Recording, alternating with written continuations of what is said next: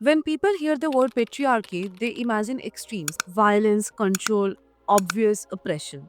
But patriarchy in real life rarely looks dramatic. It looks kind of reasonable. It sounds like concern, it sounds like tradition, it sounds like advice given with a smile. I mean, hamare sanskar. And because it sounds harmless, we rarely question it. That's why patriarchy survives, not through force but through normalization.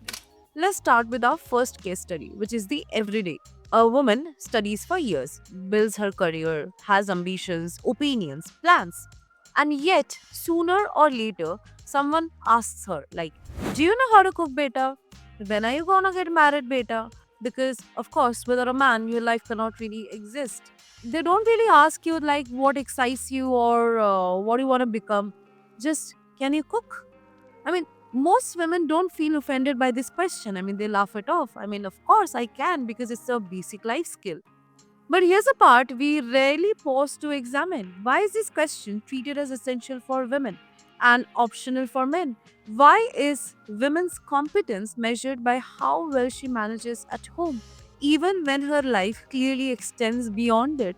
This is not a coincidence, this is conditioning and it is named as sanskar for generations. Now let's move to patriarchy as orientation and not oppression. Patriarchy doesn't always restrict women directly, often it orients them. From childhood, girls are taught to be good before they are taught to be free. Good daughters don't argue, good women adjust, good wives manage everything quietly. Notice the pattern. Good is always defined by usefulness to others. Rarely by self direction, rarely by curiosity, rarely by desire. Over time, these expectations stop feeling external. They start feeling like personality traits. And that's when patriarchy becomes hardest to detect. Now, let's move to our case study 2, the good woman myth. The idea of a good woman sounds harmless, I mean, even positive. But look closer.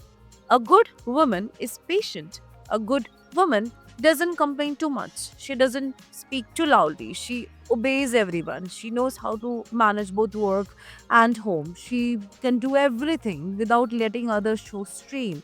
She is admiration in these labels, but also an unspoken demand who absorbs each and every sort of pressure silently. Men are praised for ambition. Women are praised for endurance. Can you even equate these two together? LHS is absolutely not equal to RHS at this point. And this is why this is not empowerment. This is redistribution of labor, emotional, mental, and physical, without acknowledgement. So, why women don't recognize this as oppression? And this is the exact reason why patriarchy is difficult to unlearn because it always doesn't seem so harmful. Many women grow up being rewarded for compliance, for being helpful, for being easy to manage. So when they start questioning these roles, the discomfort doesn't feel like injustice, it feels like guilt. Guilt for disappointing others, guilt for choosing rest, guilt for wanting more than what was prescribed. This guilt is not accidental, it is a learned response. Now, unlearning patriarchy rarely begins with rebellion, it begins with exhaustion. With a woman realizing she's constantly adjusting and nobody notices. So she stops explaining herself so much, stops saying yes automatically, stops managing everyone else's comfort. And suddenly she is told that she has changed. She is called selfish, cold, difficult to manage. But what's actually changed is not her values, but her availability. Patriarchy does not feel threatened by anger, but it does feel threatened with withdrawal. When women set boundaries, backlash often follows. And it's not a very aggressive backlash, it's always a concerned backlash. Like, you weren't raised like this. You are just overthinking. This isn't you. All those pseudo feminists are ruining your mind. But what's being questioned is not her behavior, it's the loss of access to patriarchy through her, access to her time, her labor, her emotional regulation, even. Unlearning patriarchy disrupts systems that depended on her silence. That disruption is uncomfortable but necessary. Unlearning patriarchy is not about rejecting relationships or traditions.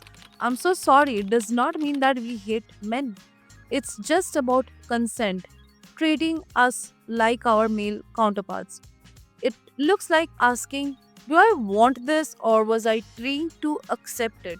It looks like choosing rest without justification, letting people be disappointed, allowing ambition to exist without an apology. It's quiet, it's internal, it's deeply radical. Patriarchy does not collapse when women scream. It weakens when women stop performing roles they never consented to. When being good is no longer the goal and being whole as an individual is.